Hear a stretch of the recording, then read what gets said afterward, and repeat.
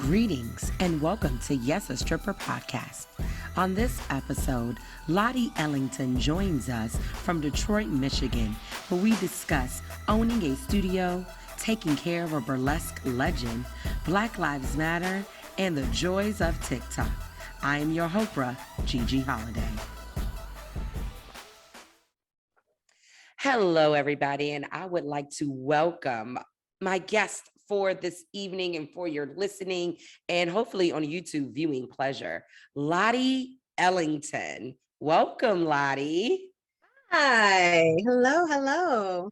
So Lottie and I have been friends for a good while now. I'm not going to put a time on it because I can't remember. But Lottie and I met in Richmond, Virginia, and have not stopped being friends since. Not only are we friends, we each have our own burlesque studios, so we're sister studios. And along with us being sister studios, we also created a group during the pandemic called the Auntease. So if a lot of you have listened to my Auntease tips, this is one of the people that helped me come up with the Auntease tips. But most importantly, me and Lottie are shared by the same burlesque bloodline. And that burlesque bloodline meaning we are in cahoots with burlesque legend, our burlesque grandma, Tony Elling. So welcome, Lottie. And you know what? Let's just begin this. What is your origin story? The origins. Okay, so like my origin story or like Lottie's backstory? Oh, you know what? I love some mystery, you mysterious Virgo, you. Give me Lottie's backstory. So, backstory. Who is Lottie? Okay, so really. Well, Lottie Ellington. Lottie's backstory is that Lottie is the product of a clandestine relationship between a very funny cocktail waitress and Sammy Davis Jr. Ooh, a very funny cocktail waitress in Sammy Davis Jr. Yes. She was raised in Detroit by her aunt, one of Motown's style and etiquette coaches. I love this backstory. Now I wonder, GiGi Holliday does have a backstory, and I should probably work on it a little bit more. I know I do. I know I am birthed from Black Broadway. I know that Duke Ellington is probably my uncle. Like, Yeah, you got to again. We create the stories that we tell. And Lottie grew up in Detroit and spent her summers working and volunteering at her uncle's Black Panther camp for children. I love it. Come on with those programs. I love learning about the Black Panther programs. You have to. So your backstory tells people. The backstory tells people who you are and informs you as a persona and as a character. So anybody who hears that knows off the bat I'm a person of color. They know that I'm definitely political or and revolutionary, that I'm a Detroiter, that I will have a very classic style, and be a respectable, proper young lady, having grown up around the Motown era and those Motown coaches of style and etiquette. You just brought up a very good thing. The Motown coaches of style and etiquette. Before we started this, our lovely production team was saying that GiGi looked very put together. And I was just like, Brenda. And if everyone in me talks about Brenda, it's my mother. Brenda definitely is of that Motown era and believes that you should look a certain way every time you leave the house. And I feel like that definitely leaks into not only Black culture in Black society, but also Black burlesque. Yeah, we come from, we are about Black excellence, and we are raised on Black excellence. And so that translates over into our burlesque. So when we show up in the burlesque world, we are still carrying the weight and the responsibility of representing Black excellence. Yes. When we show up, we want to show up fully fleshed out, fully put together, fully formed, because we are responsible very often to represent our race in a given space, which is a lot of responsibility. But Right. that is why we are raised that way. We are raised from a young age to say, when you go out, you are going to be representing your race, and so don't embarrass us. Ooh. That don't embarrass us part. That don't embarrass us part. And I know that I have felt that way in producing, of just like, my name is on this, don't embarrass me. Also in delivering a burlesque school and burlesque class, I'm putting you out there, don't you embarrass me. My name is attached to this. It makes sense now. It really does. And while, you and I always have conversations about Black excellence, and we'll definitely get into that. But like, it makes sense now of just like, you will not embarrass me. You will not do this. And, I appreciate our Black mamas for that. I get it. Because being a Black woman in this world, being a Black queer woman in this world, being a Black indigenous queer woman in this world, along with being a performer, is like, think about all the P's and Q's that we have to be on. Yeah, it's a lot of pressure, and while it's an amazing thing to kind of, on the one hand, it's an amazing thing to walk through life and to go through life constantly striving for excellence. It also is detrimental because we do not have the luxury of being an individual. Correct.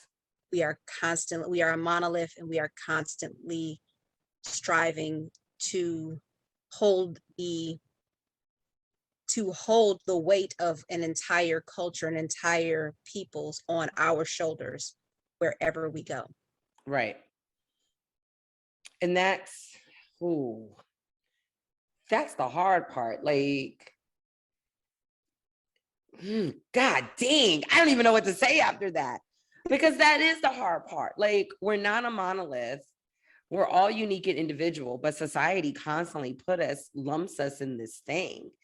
And we're just like, no, can I be the Black quirky girl? And they're like, no, you're the Black hood rat. And we're just like, no, yes, and even in your court, even in being like the Black quirky girl, or the Black auntie, or the Black, you want to be you. But even in that, if being you is embarrassing to the community, then you can't be that. Ooh. That is one of the big things that's going on right now. We're having a huge debate right now in the community about these respectability politics, and how people are currently trying to pit the LGBTQ community against the cisgender heterosexual Black community, as if one cancels out the other. And so the Black community is supposed to be upset with the LGBTQ community, but we're negating the fact that so many of us are LGBTQ. But because that is an embarrassing identity, we often have to put it to the side. We have to hide it. We have to go into our closet or into our shadows, so that we can represent Blackness well. And in representing Blackness, that means we have to negate our queerness. We have to negate our trans. We have to negate those parts of us that we have to negate our womanhood.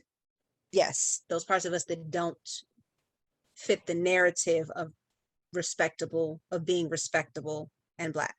Right. Ooh. Lottie, you just said a boatload right there. Like my mouth is just like, huh, with all of that. Because like, and then also my ADHD is like so many things we gotta say right now. Because yeah, it's doing a lot right now. But This. like, I always think about the feminist movement and how Black women were left out of the feminist movement. We really weren't in it. And it's because the feminist movement happened at the same time as the civil rights movement. So while white women did not have the choice of the two, they only had one, that was feminism. Black women, we were stuck at a crossroads of, do I choose feminism or do I choose civil rights? And majority of us chose civil rights. The feminism will come later because we love our Black man. We love this and we want to support them. And we believe, you know, in my Blackness. It's one of those things like I have said to people like, I am Black before I am this. You will see me always as Black. Even when we talk about our trans community, you're going to say Black trans. If they are trans, you're going to automatically say Black first. So I'm Black first. I know I told a friend once, and you know, one of my white friends politely told her, and if I haven't told her, I probably said it in my head and waiting for the day to say it. But she was just like, you know, I'm a sex worker first. And I wanted to go, no, you're a white woman first. They will always see you as a white woman first, but they'll see me as just Black. Even with, and I know you and I have the same problem too, like we're both Indigenous as well. And every we look very visibly Black. And everyone's just like, you're not Indigenous. And we're like, yes, we are. We're there. Like, We're here. We exist. We exist. And you know, me and you always talk about being Afro-Indigenous and what that means and how people negate that. And you're right. And it sucks that even in our Black community right now, they want us to negate the queerness. And we're just like, no, baby, no. Don't be that, because that's separating us. Don't separate yourself from Black. You know, if you're queer, then you're, you know, if you either have to be Black or queer, because you can't, you know, because if they just trying to separate us. Right. There's And so much going on. so, I'm to set it all. Just burn it all down. All of just it. burn it all down. Burn it all down. So with that knowledge and that wisdom, such great wisdom, Lottie, how do you share that wisdom? Sheesh. Gonna pause really quick. Oh yes, no, I am fully aware. If I am fully aware of Lottie takes care of 2 or 3 pit bulls, and sometimes the pit bulls get a little bit excited and they start barking. I can't stop laughing because it happens all the time. And when you see the pit bulls, they're like so super sweet, such babies. And I love them so much. But it's just always so funny when Lottie and I are having a conversation and then all of a sudden you just hear random barking. And we know why the dogs are barking. They just want attention. I can't stop laughing. Don't worry, we have commercial breaks. We have like little pauses. And then yes, you already know who was hollering. I already know. Shay was At hollering. the wall. Yes. Shay was hollering. Just I just feel like and it's not even 5 o'clock. It's 6 o'clock. It's almost 7. So it's not the barking hour, but we're barking. That's why I was just like, I know we did this not during the barking hour. I know what time the barking hour is. I know what time feeding time is, and I know what time barking hour is. So what was the question that I asked? Oh, okay, so let's go back to the question. How do you share that knowledge and that wisdom that you have? It's a challenge. It is a challenge. I try to do what I can with my students through the school. I try to, and that's Ellington Academy. Yes. Yes, Ellington. Yes, Ellington Academy. Yes, technically the second HBCU for burlesque, because Studio Holiday is the first burlesque HBCU. You mean my burlesque school is the first HBCU?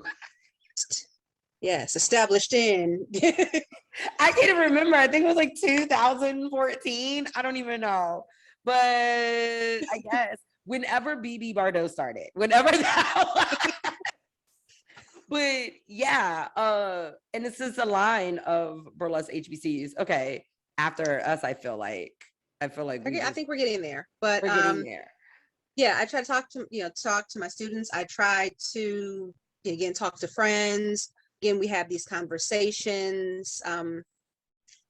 If necessary, and I'm able to follow a lot of people, so I can, if I see a post that's poignant or someone has something that's important to say, then I will definitely try to pass that information on. So you do what you can. Not everyone wants to hear it. Not everyone is ready to hear it.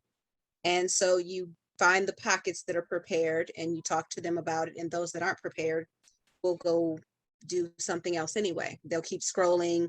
They'll pass the video. They'll not pay, they'll do something else. And that is also fine. But yeah, again, it's those conversations that we have, those conversations at BurlyCon, those conversations we have when we have an all Black cast.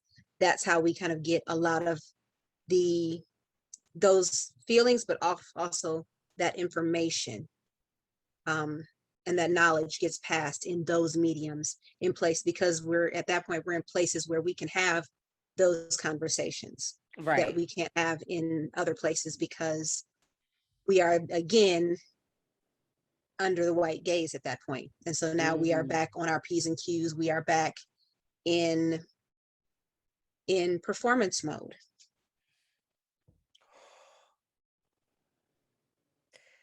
That's the thing about being back in performance mode. I know every burlesque community has their pockets of issues, their pockets of conflict, but it seems like the not the eyes crossing over, baby, but with the pockets of conflict, you and I have been in various circles of pockets of conflict. As a Black burlesque performer, how do you navigate that? The first job, numero uno, job number one is, as I always say, first, keep your eyes on your own paper. Yes, that is a Lottieism that I stick with me at all times. Repeat that again for our listening and viewing audience. Keep your eyes on your own paper. Really simple. When things are going on in your local scene, you have to make a choice. Is this something that I need to engage with? If I engage with this, is it going to move the conversation forward? Is it going to move the community forward? If my engaging with this is just for my own entertainment, or because this person has irked me and I want to pile on, then you are not keeping your eyes on your own paper. Keeping your eyes on your own paper is, I see what's going on, but is this going to affect, how does this affect my paper? And if this is going to affect my paper, either short term or long term, then I have to make a decision about whether or not I'm going to engage with it. And sometimes it's things that's like, you know what, that's not my business. I'm gonna mind my, keep my eyes on my own paper. And other times that is going to affect me. That is going to affect my community. That is going to negatively affect the community.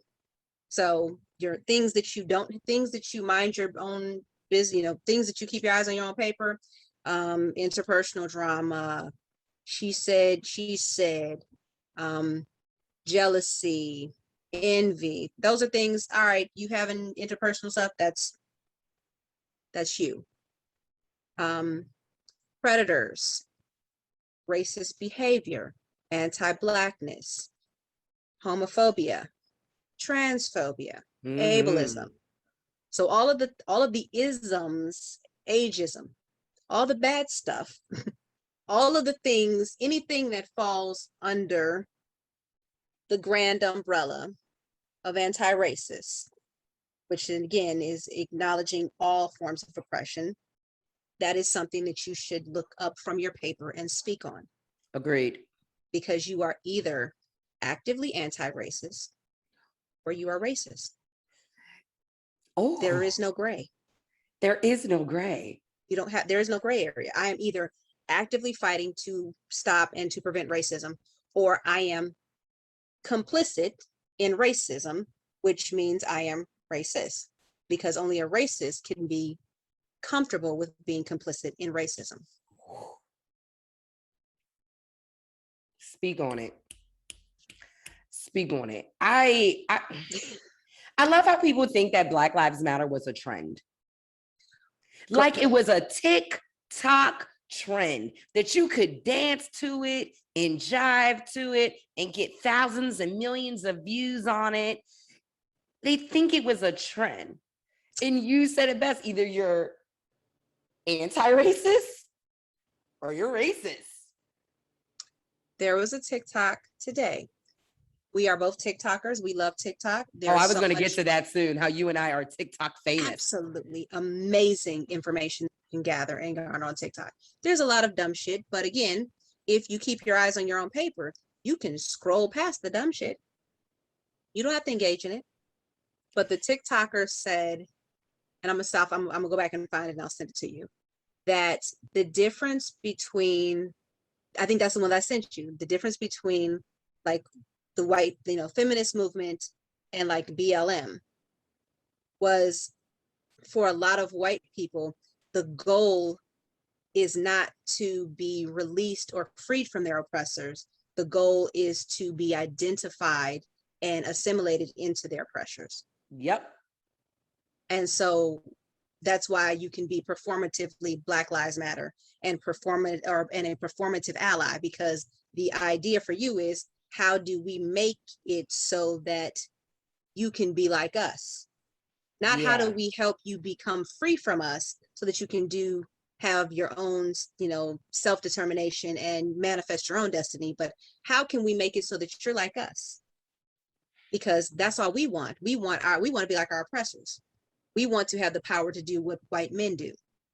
I don't want the power to do what a white man does. But that is, and so that's that crux of identifying with, of do you want to be free from your oppressor, or do you want to identify with your oppressor and be seen as equal to your oppressor? Yeah. Yeah. Those are the choices. And that's where and while I wish there are a lot of things in this world that are nuanced, oppression is not one of them. Racism is not one of them. Yes. Like, there aren't shades of gray in there. It's one of those things that either is or isn't. There is a spectrum, a beautiful spectrum of gender. There's a beautiful spectrum of gender expression. There's a beautiful spectrum of neurodivergency. There is not a beautiful spectrum of racism. Okay. I know one time I tell a lot of people that when they say like they're slightly racist, I was like, no, there is no slightly, they are. There is no slightly, they are. I would like period. For people to have the same energy that folks have with saying that gender is a fact and it is or isn't your binary.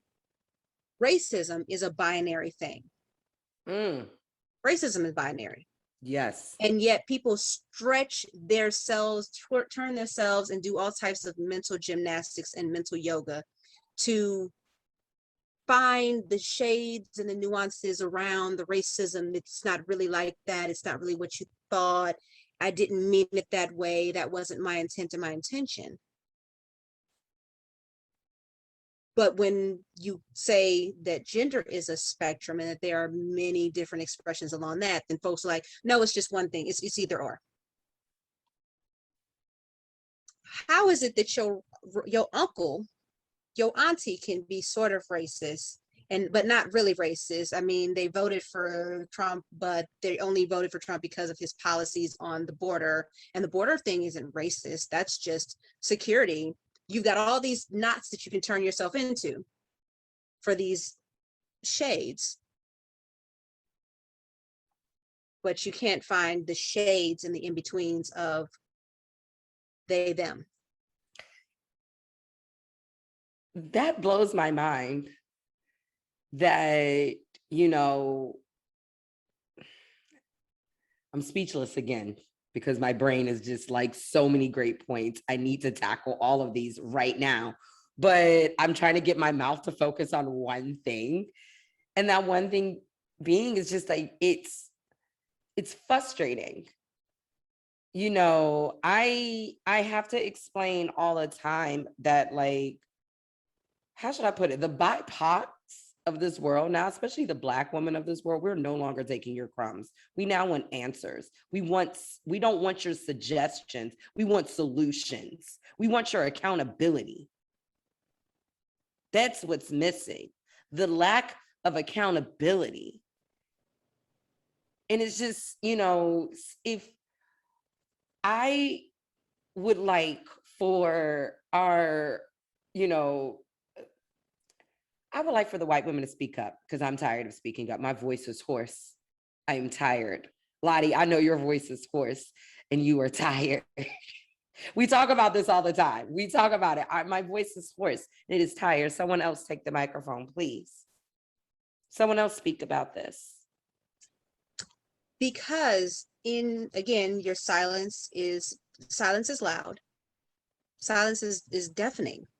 And ultimately what happens is when when white women don't speak up, then it is whatever the issue is seen as a BIPOC issue. It's a BIPOC problem. It's a society problem. It's the Black and the brown people causing problems. But it's a society as a whole problem. You know, we talk about this a lot with burlesque. It's just like, how can you turn a blind eye to this? I just did an interview recently and I even said like burlesque is inherently Black because Puritan white women, they know these dance moves.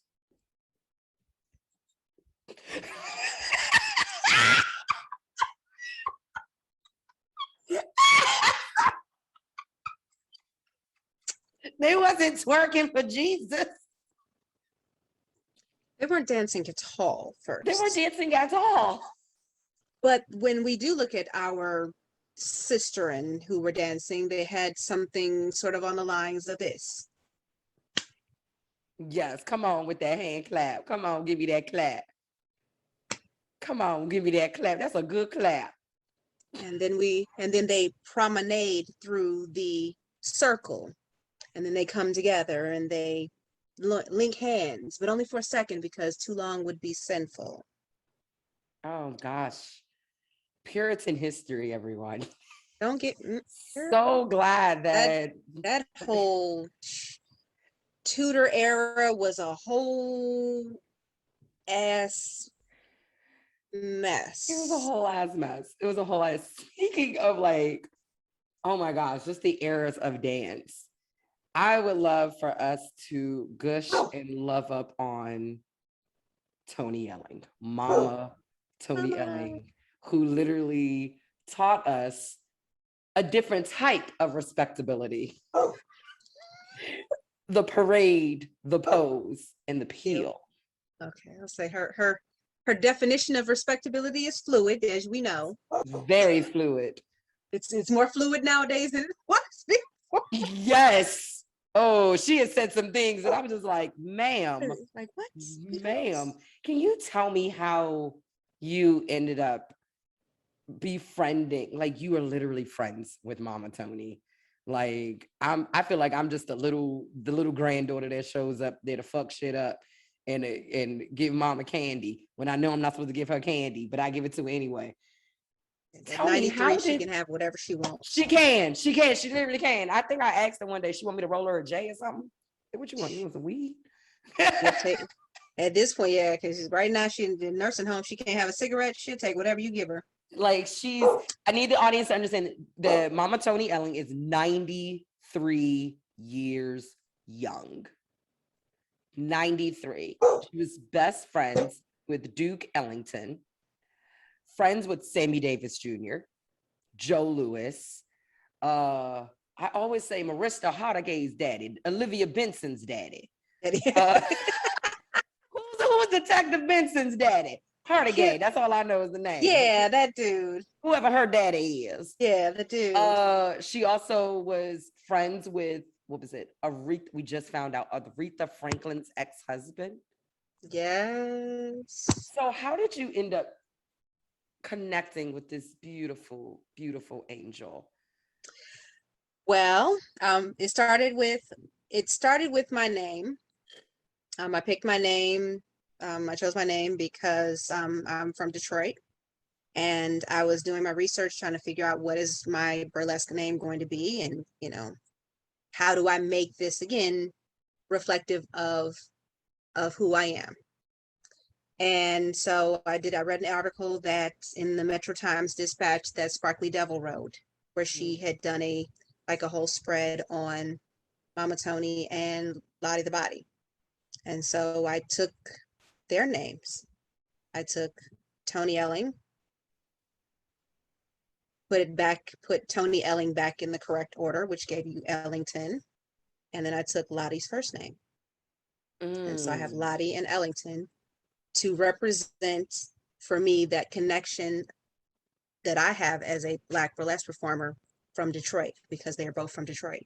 Right. I think there is only 2 burlesque legends from Detroit, and it's Lottie the Body, who just passed away. What was it, last year?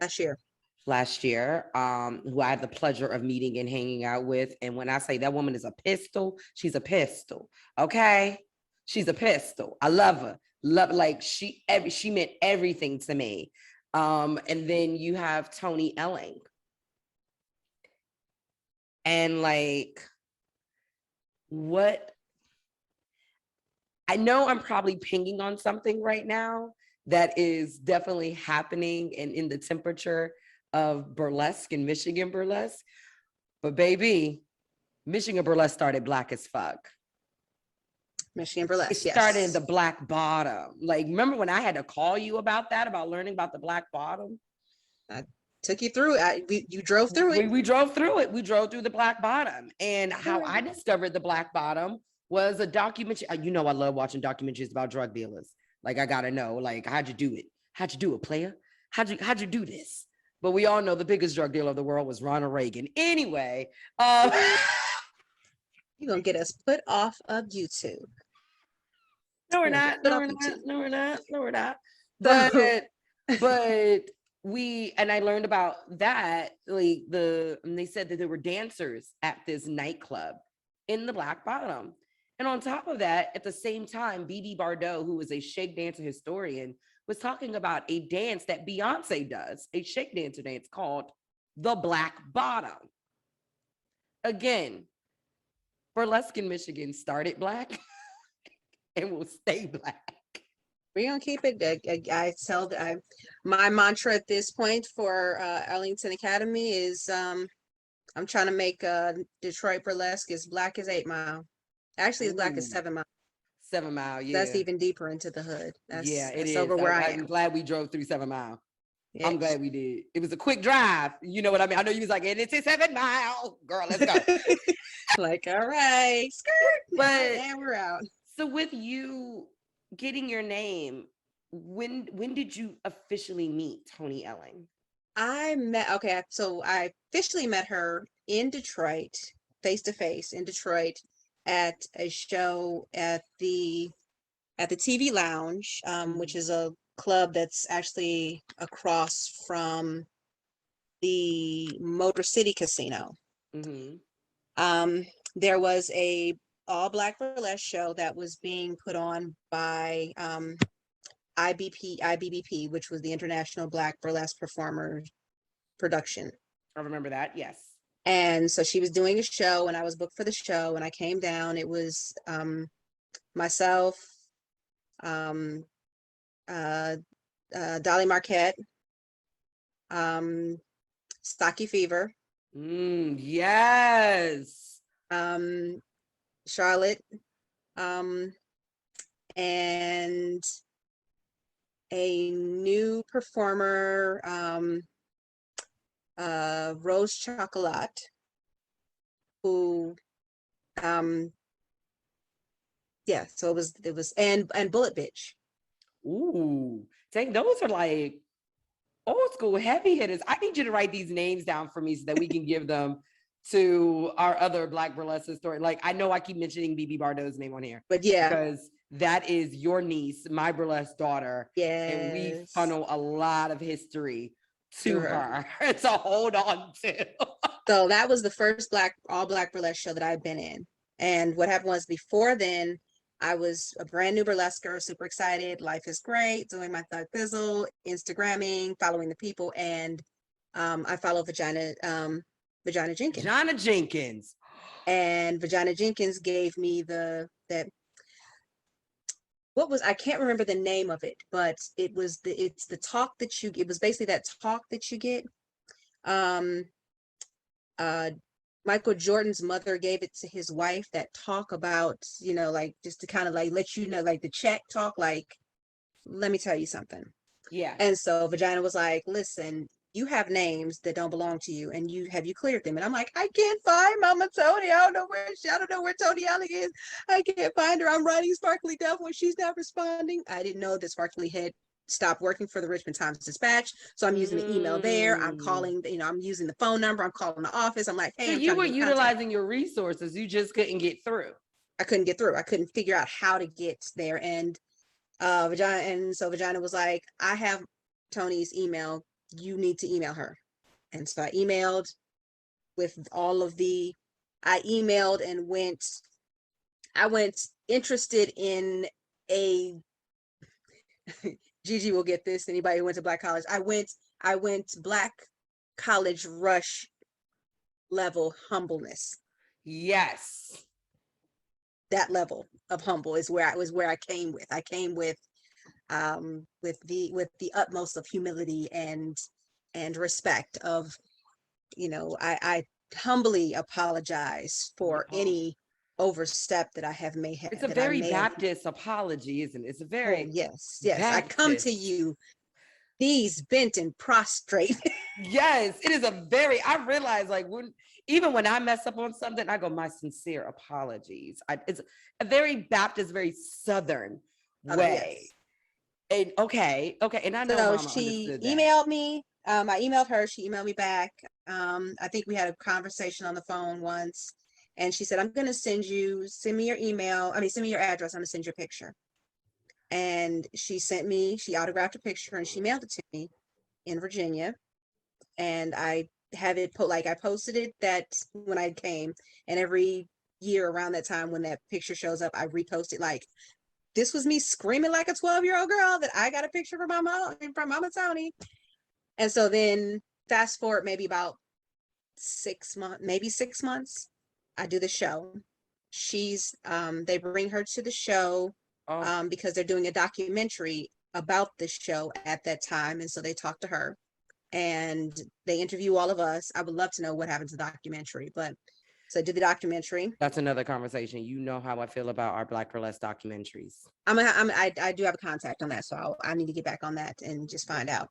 And so we did the show. We, they talked to everyone, and after the show was over, I came and I put my dressing gown. Like, after I finished performing, I came and I had a dressing gown that I put on so I could kind of move around throughout, through the club and everything. And she and I came and sat down next to her, and she says, I like you. You got your head on straight.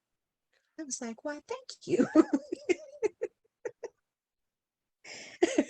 I love that. And what's interesting is that, not even interesting, that it's so true. because even when I first met her and she saw me perform, she said, "You are a firecracker." And then I think about every time you and I are with her, you're the one with the head on your shoulders, and I'm the one that's like, "No, we gotta do this. We gotta do that." Ah, I Because am very yeah, much. you're the little cousin that comes, that you're the grandbaby that comes, and she tells you stuff that she never tell. I've heard just about any story she's got, from stories about burlesque to her childhood to her as an adult, her family stories, and she comes, you come in town and she telling you stuff I didn't know. It's not only that, but when we celebrated her birthday on Zoom during the pandemic, and all these people were in the Zoom room trying to speak to her, and she literally just kept talking to me. And you were just like, "Gigi, you gotta go." Because if you don't go, She is not going to pay attention to she's going anybody to else. ignore everyone and talk to you. They are going to be very upset and in their feelings about why it is that Mama Tony didn't talk to them. So And it's it's a just, lot of it's been a lot of wrangling of trying to do my best on my end to make sure that as many people as possible have access to her. yeah. And And that means that, and I think what some people don't grasp is that what that means on this end. They see, oh yeah, you know, Mama Tony got to see this person. Mama Tony had, saw that person. Mama Tony talked to this person. What I think kind of gets lost in translation is that Mama Tony is 90 something years, it has, since I've been back, has been in her 90s since I've been back. And, Zoom and Facebook and email, these are all things that she's not well versed in. So, oh, I sent Mama Tony an email and she never, never responded. And I'm like, okay, give me the next time I go over, I'll check her emails for her, because right now she's not able to just get into that email the way that she'd like to. Before she went to nursing home, it was, I would pop on and say, hey, this is, I'm on Mama Tony's email. I'm on Mama Tony's Facebook. I'm just letting, this is Lottie, but she says hello, or I'm with Mama, she says hello, and go through and do those things and sort of be like that conduit so that people have access to her. yeah. But again, it's not a situation of where it's just happening, and it's a lot of work. It's me having to go there. It's me having to, at the time it was me having to go to the house. It's me having to, navigate her family, her family and her family situation, to be able to, for me to have access to her so that I can then gift that to the burlesque community. Right. And it ain't easy. Yeah. And I am, for one, very thankful for that. If it wasn't for you and Mama Tony's other grandbaby, Dainty Dandridge. Yes. Both of y'all were just like, here's Mama Tony Elling. You're from DC. She talks about Duke Ellington. This is now yours. And I was like, what do you mean? What's going on here?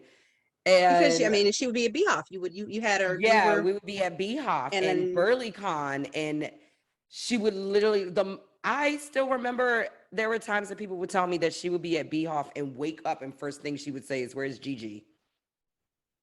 Ma'am, you looking for me first thing when you wake up?" Yeah. And I realized it was coffee. I give her coffee. And you know how she is about her coffee. And I know how she is about her coffee. I know how things have to be.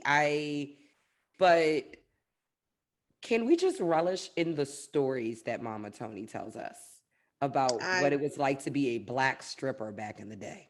Oh yes, all of the tales, the clubs, the club owners, the girls, the acts. Again, I talked to her with G's, and she told me the chicken story years ago, and I was like, wow, that's crazy. And then it kind of went out of my mind. Like, okay, yeah, Mama, the chicken story. And then when she told G's the chicken story, and G's went and actually looked it back up, and I was like, that's right, I forgot she told me about the chicken story. The chicken story. So she has so many stories that are crazy and amazing. And she has a beautiful way of telling the stories, Yes. almost in a matter of fact sort of way.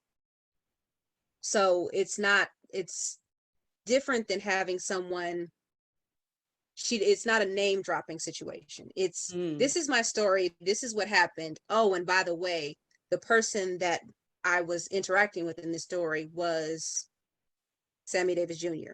The person that I Right. was interacting with in this story was James Baldwin. The person Yeah. I was interacting with in the story was I know one time it Frank was, Sinatra. yeah, Frank Sinatra. I remember she told me, oh, you know, Frank is my boy. Frank is my boy. Frank Sinatra, I get it. He's my boy. But when she told me how she met him, I was just like, oh my God, you did it the same way that I would have back in the day. I would have taken no for an answer. You would have let me see him. Like, who am I? Like, no, you don't know who I am. Don't know what Like, you better recognize. you better recognize. But GiGi you're motherfucking right. Holliday. She tells these stories as a matter of fact of just like, yeah, and you know, me and Joe, you know, Joe Lewis. Like, it would be like, wait, what? Yeah. Yeah, that's the way she has. I mean, she is an amazing storyteller. I'm lucky enough to have gotten, before she went into nursing home, gotten a lot of her stories recorded. Mm-hmm.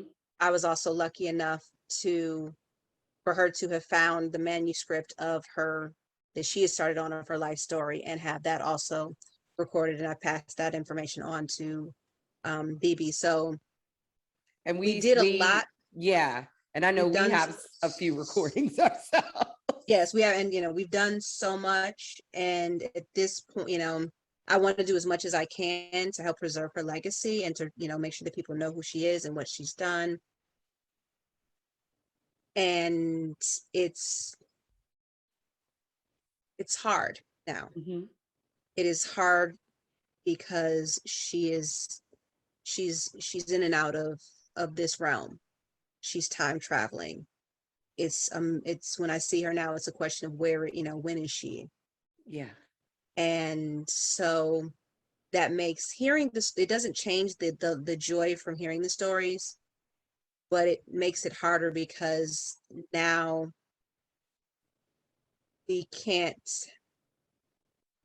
as easily record the stories because she's in nursing home, and because while the stories are very vivid and she's got them right there, it's beginning, I don't ever want it to feel or seem unethical.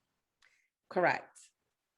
Correct. And so at this point, it's more, I get to enjoy her stories and just kind of talk to her and listen to the stories. But I think at this point, for recording purposes, I think we've done about as much as we're going to be able to do.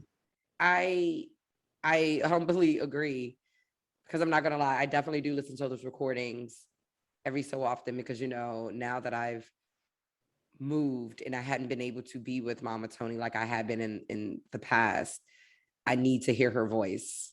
I need to, and that's, I feel like, yes, we got information from there, and you, I, and the other people that she spoke to, we have, like, we can all combine and go, she said this, right? Yes, okay.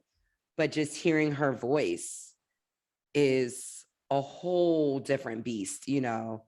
And trust, I cherish all the photos that you and I have taken with her, and all the things she says about us.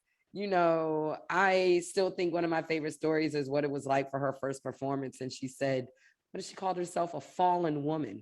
That's what they used to call hoes back then. A fallen Fallen woman. woman. And we Yes, were that one. like, are we fallen women, bitch? Like, Am I fallen? am I fallen? Am I a fallen Am I woman? Am fallen? I the villain? Yes. Am I the fallen? Am I the fallen? I didn't know But I was the fallen. I love that. Speaking of, like, I guess we're going off of TikTok sounds, but also you and I were so happy to have Mama Tony featured in TikTok. All because of Chloe Bailey. Chloe Bailey sang Feeling Good. Feeling good. And the TikToker Henny on the Talk, they said that Chloe brought back burlesque. And I stitched something, you know, if you understand TikToks, I stitched something that said, I'm glad you brought that up, because people think that burlesque, especially Black burlesque, began and ended with Josephine Baker. And that's not the case. Tony Elling. And then next thing you know, that went viral and everyone was just like, who is Tony Elling? And you and I were already on TikTok having a good old time. And then that happened. It was definitely that TikTok sound. Oh Lord. Yes. We were like, oh shit. So Definitely. we touched earlier about TikTok and how you can gather information and scroll through it. What are some of your joys on TikTok? Because you and I, our TikTok stuff, like, while we like the same things, I see how we diverge off. Like, you're on crochet TikTok. Yes, I'm on crochet TikTok. I'm on kink talk. I'm on neurodivergent talk.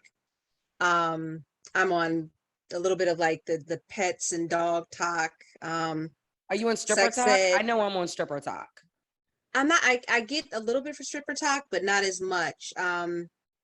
Of course, you know, I get my LGBTQ talk. I get my political, but I also do like my anti-racist kind of political TikTok, because again, that's where my interest. And again, I challenge anyone who says, "Oh my God, TikTok is a mess and it's so crazy and it's so toxic." If your feed, if your your FYP is toxic, you're toxic. Ooh, bingo bango. If your I'm on, FYP is toxic, you're toxic. because I don't get any of that.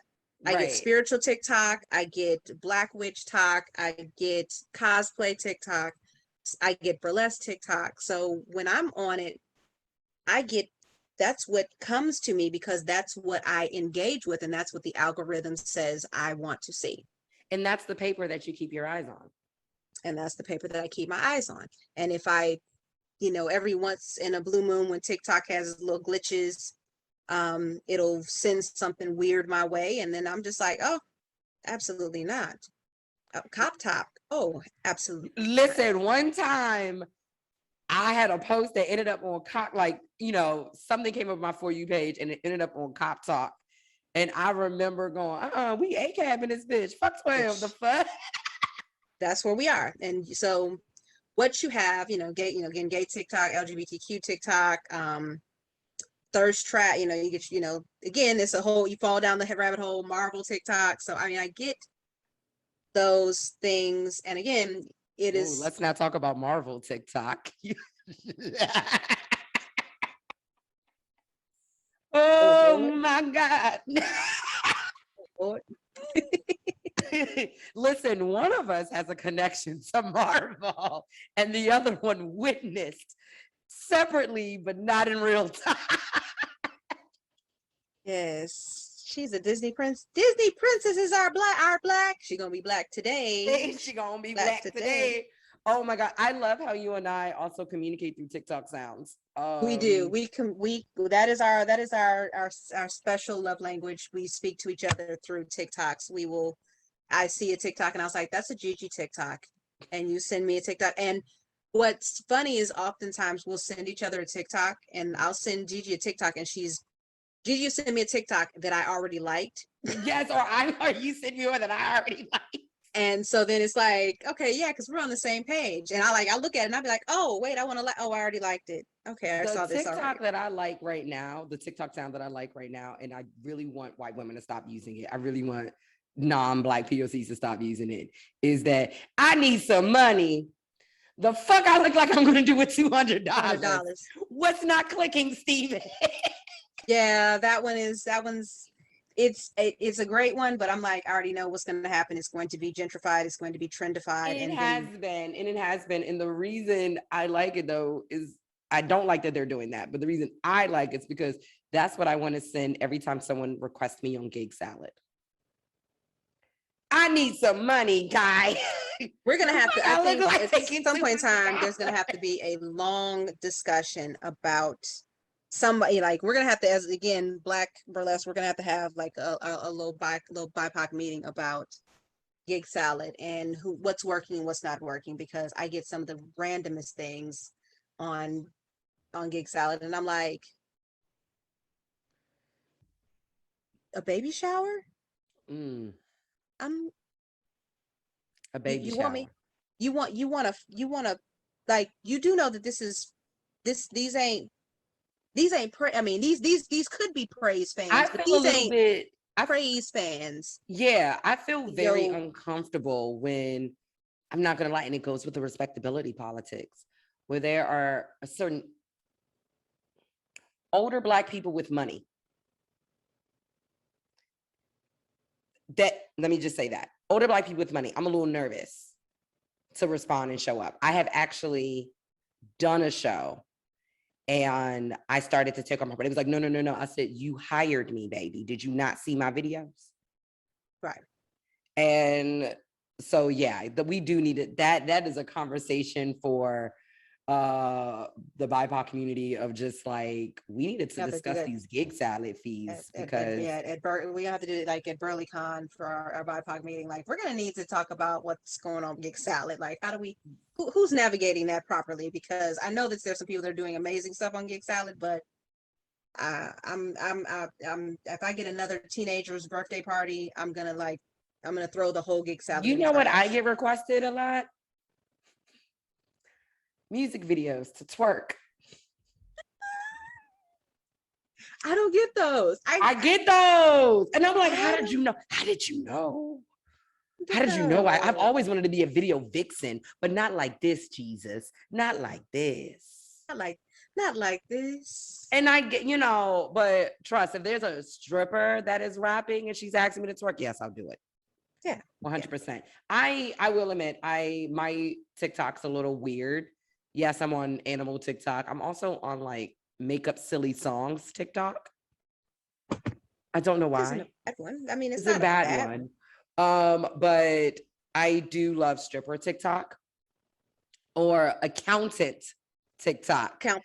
Because yes. that's what you say on TikTok when you are a sex worker. You are an accountant. Yes. I love accountant TikTok. That's a great one. That's also how, I mean, work for accountants. This is how I also learned how to sell my panties. You know what I mean? Like, yo, you learn some shit on TikTok. I will tell people, you can learn if you do your stuff right. You can learn on TikTok. I don't know why. You can learn on TikTok. You can do, again, your FYP is reflective of you. Yes. What you're into and what you're interested in. If you are not interested, if you are interested in selling and getting a side hustle and selling your panties, then that's what'll show up. If you are interested in seeing people be racist, then that's what you'll see. That's what you are interested in seeing drama and folks arguing with each other, then that's what you will see, because you're going to interact with it. It's going to time it. It's going to, I mean, they've got it down to, it's legit a science. They've got it down to science. Whatever it is that you engage with and that you spend your time looking at, that's what they're going to send you. And they're going to send you that and more. Right. That's why I love engaging what I do engage in. And when something is not what I want to engage in, I definitely do say not interested. Or I also go remove this person altogether from my For You page. Like, I don't have time for this.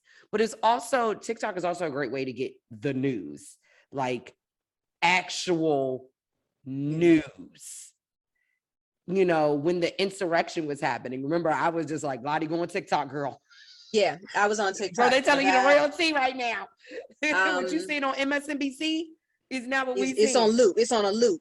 What you see on loop. MSNBC is on a loop. What you see, what's on TikTok is happening like real time. And remember, I was telling you, I was like, I'm hearing stuff, y'all. I am hearing stuff out of my building. Help. But one thing that I do call TikToks, and I hope you agree with me on this, TikToks are nothing but like 15 second to 3 minute PowerPoint presentations. Yeah.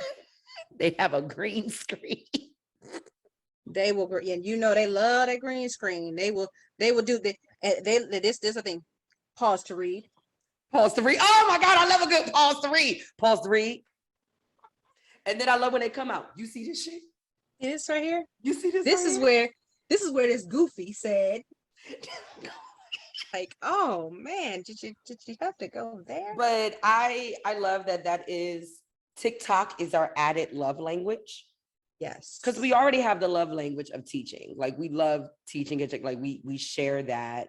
We share that love language of educating. We share that love language of burlesque. We share that love language of taking care of Mama Tony Elling and making sure her well-being. We also share that love of like Black Panther and Black Lives Matter and like all these things and being queer. But I love that our next level of pebbling to each other, because we're both neurodivergent, pebbling to each other are TikToks. Yep. That's how we won't. I mean, again, it'll be something something to be going on, and you're busy and I'm busy, but I'm like, oh, that's a GiGi. That's it. Yeah. GiGi needs to see this one. Oh, this one here about, about the new moon, or about making your moon water, or this one here about, I drink my moon water because of you now. About change, yes, we got. Yeah, you told me to start drinking my moon water, and you were just like, drink your moon water, drink it. So I have a little bit for spell work because we're witches. We have a little bit for spell work, but majority of it, I drink it. And I say my manifestations as I drink it. And the next day, I won't drink any coffee until I am done drinking my moon water. I'd rather be sleepy and ingest that energy. Yeah. But yeah, oh my gosh, Lottie, I don't want to take up no more of your time. We can talk here all goddamn day. Know what we do, because you know what we do. We do. You know what we do. Lottie, can you tell our audience where you would like to be found? Oh goodness. I am currently on the TikTok, the Instagram, and the Facebook, all under Lottie Ellington.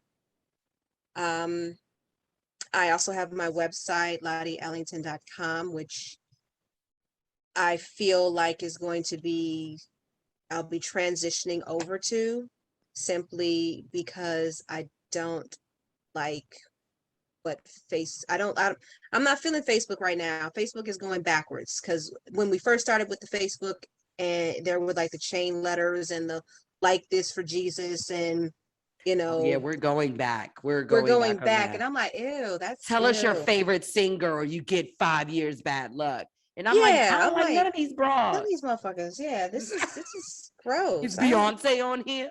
Is Aretha on here?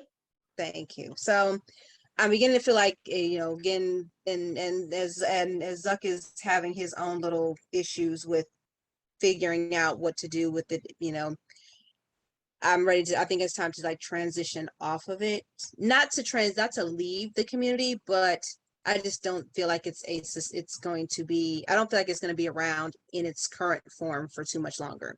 Agreed. I think that January 6th was a tipping point, and it, on the one hand, it showed how truly powerful this entity is, but it also showed there are some major holes and gaps, and I think the reason we're going back in terms of like the content on Facebook is because they're preempting the regulation.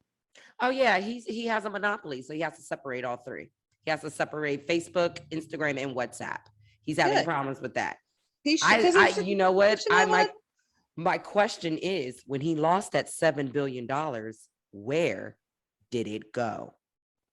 It's in my account. Bitch, yo, let me get some of that. I'm trying to get that Katie Yum Yum. Let me try to get a Katie Yum Yum. Get you another Katie. Give me a Katie Yum Yum. Yeah, it's a Katie Yum Yum roll. Y'all probably wondering what's a Katie Yum Yum. Please go look on Lottie's Instagram account and my Instagram account, and you see the big robes. Those are Katie Yum Yums. They're not Catherine Delicious. We ain't got that money like that. We found a cheat code, my guy. Yes. A cheat code. So we got the Katie Yum Yum.